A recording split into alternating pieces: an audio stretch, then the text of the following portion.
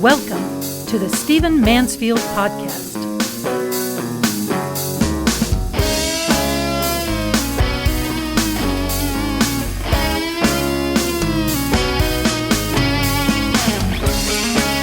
Well, welcome to the Stephen Mansfield Podcast. It's great to have you with me.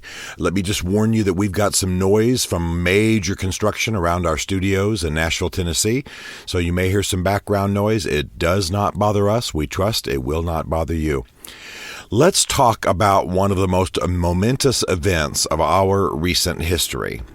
On January the 6th, 2021, thousands of people marched on Capitol Hill, many of them with violent intent. They broke into the Capitol. They called for the death of Nancy Pelosi, of Mike Pence, of others. They tore up offices. They showed disrespect for the building. They beat Capitol Police, in some cases nearly to death. They stole artifacts. They took selfies of themselves in the speaker's chair and in the well of the House. And they then left. Now we are in a season of investigation. We are in a season of criminal prosecution. We are, in one case, in a season of having a certain person who calls him the QAnon shaman evaluated for mental fitness. Is he sane? Basically is what the judge is asking. And it is a pretty horrible season in the life of this country. So let's talk about this for just a little bit, because this is going to be obviously a major page in our history books, and it's also a major episode in our own lives, and we need to understand it a little bit.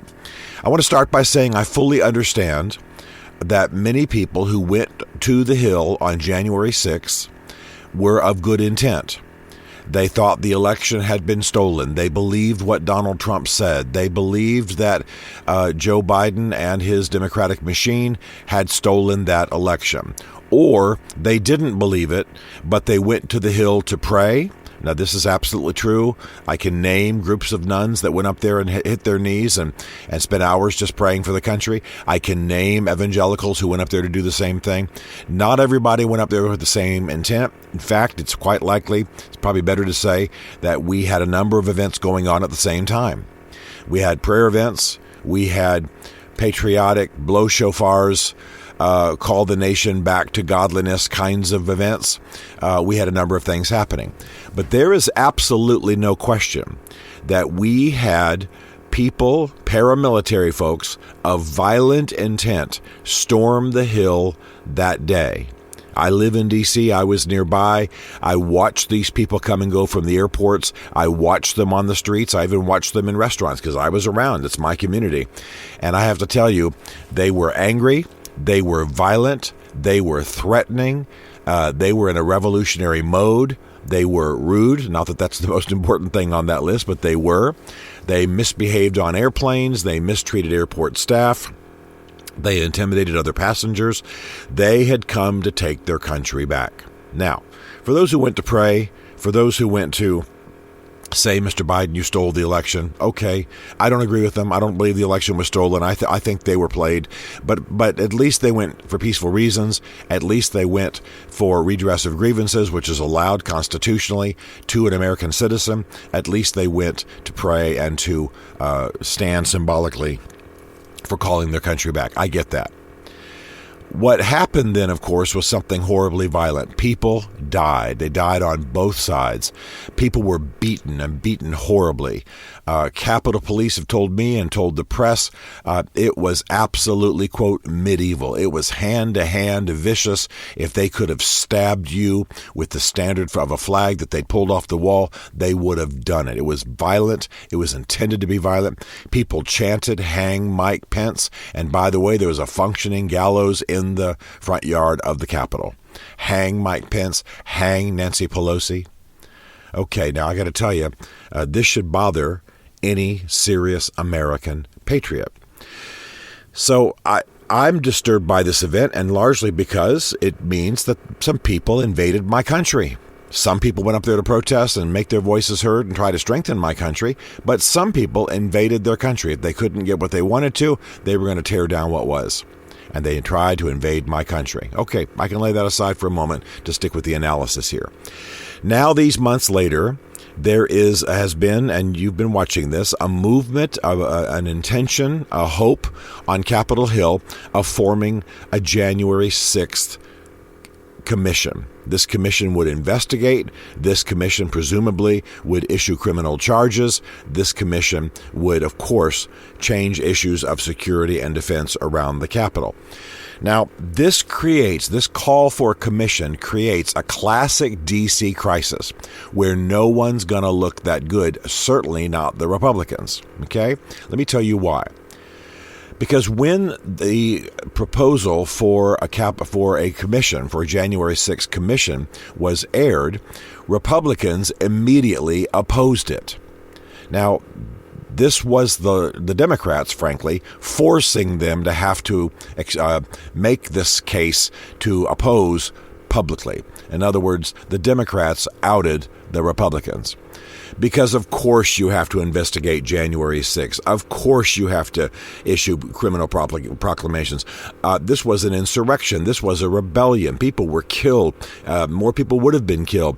Mike Pence, the Vice President of the United States, had to be ushered from the Senate floor and taken into hiding by the Secret Service. By the way, the details of that day are going to come out in print, somebody's book, probably Mr. Pence's book, before too long, and you are going to be shocked not only at his heroism, but at how dramatic the story really was.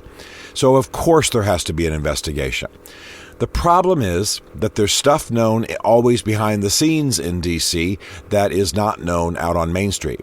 So the Democrats propose a January 6th commission and the Republicans oppose.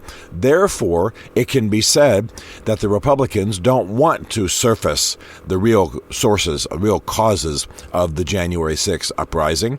They don't want to have the facts known. They are on Trump's side. They are deniers. They want to hide his culpability, and they want to cover and protect and defend these people who did these violent unpatriotic things on January 6th. Well, of course, that's not quite true. The fact is that there's already an investigation going on of these issues. That day is already being investigated. People are already being charged. People are being held in jail. And that investigation is being conducted by the Department of Justice. So the Republicans know this, and what they don't want then is a highly politically charged investigation coming out of Congress.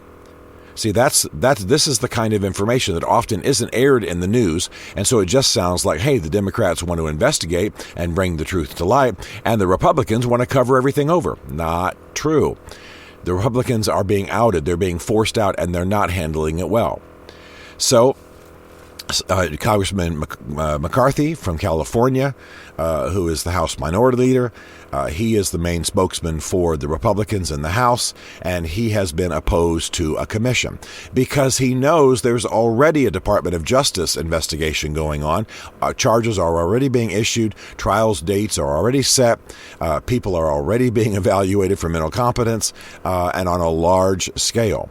So why would he approve the House engaging, or Congress as a whole engaging in a investigation, which is going to be highly politically charged and in which the Republicans are likely to take a butt whooping? And the reason is that most of what happened on the Hill that day was inspired and encouraged by Donald Trump and, of course, various militias and paramilitary groups that took their signals from him, or so they're claiming in court these days. So you have the situation where there should be a commission. Everybody knows there should be a commission. There should be an investigation, but there's already an investigation being done by the DOJ, which, of course, is less political than any investigation that would come out of the House or the Senate. And as a result, the Republican leadership opposes it. Well, now the Republican leadership looks like idiots. Now they are opposing the investigation of one of the worst political crimes to happen in American history. They are opposing the investigation of an insurrection, or so it seems. And I have to pause here and say, as a guy who coaches people in communications and helps craft language and helps craft speeches and policy and crusades and what have you, I got to tell you that the Republicans often don't communicate well. They're not saying, hey, there already is an investigation. That's what McCarthy and others should be saying this. Mr. Scalise, who's the House Minority Whip, he should be saying as loudly as possible, there already is an investigation. We don't need another.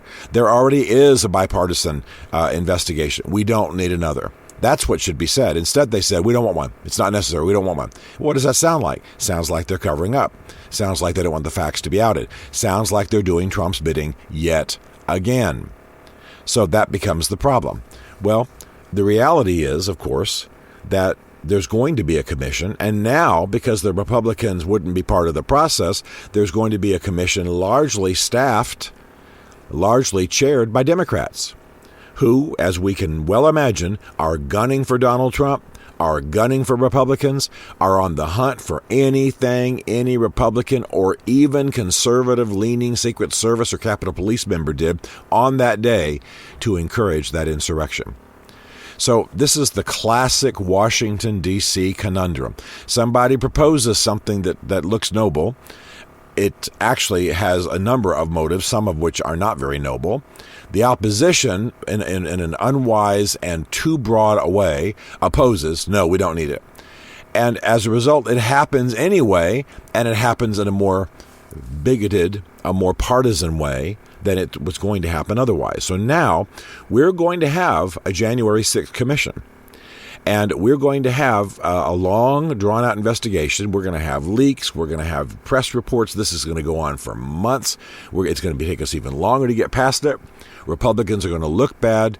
The Democrats are going to primarily chair this thing, and it's going to all be as we all know about the midterms.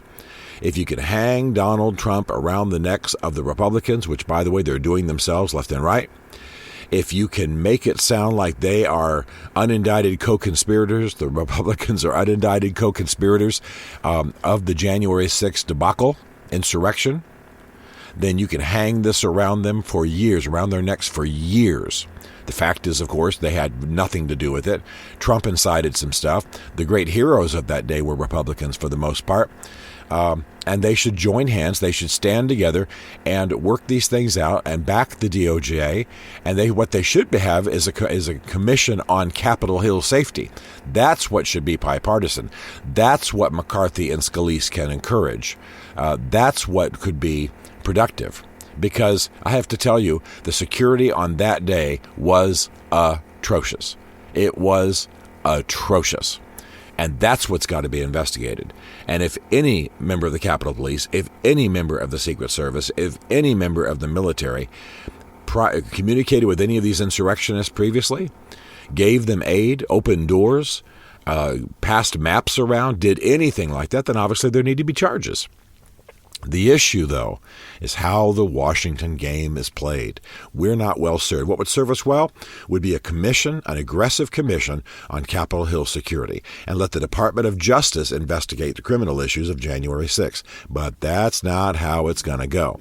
We're going to have a Department of Justice investigation that now is going to be interfered with by the House Commission and the Congressional Commission. And the Congressional Commission is going to be largely loaded by folks on the left who have as their primary goal hammering Donald Trump, who deserves, by the way, to be hammered for his behavior on that day, and hanging it all around the necks of the Republicans. And the Republicans should have handled it differently. Every time I hear Mr. McCarthy or Mr. Scalise make an announcement, I just say there was a better way to do that. You could have won the day. You could have won the high ground. But I'll tell you what happens. I've got dear friends up there on the Hill, and when they talk to me over a dinner sometime about what they believe and what they long for America, and sometimes tears form in their eyes late at night, I'm telling you, I'm moved by these patriots. When I hear them speaking on the floor of the House or the Senate, they've shrunk. They now they're in a partisan fight. Now they're angry. Now it's you don't do too, do not do too, and they're not the statesmen that we need, because they get up there, they get in that toxic environment, and they just want to spat at each other and do symbolic things to diminish each other. So I want you to be aware of what goes on. I want you to be aware of what's happening. And the conclusion of the matter is we do need a commission.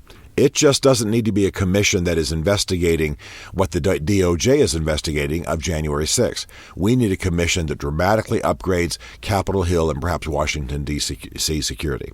I've done a podcast on this before.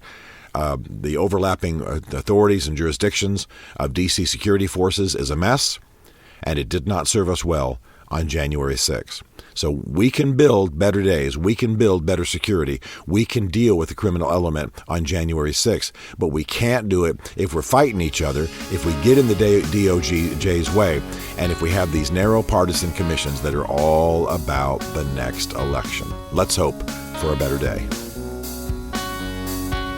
Stephen Mansfield is a New York Times best-selling author, a popular speaker, and a frequent faith and culture commentator on Fox and CNN.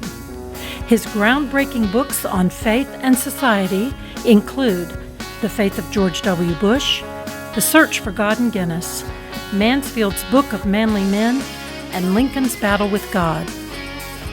Learn more at stephenmansfield.tv.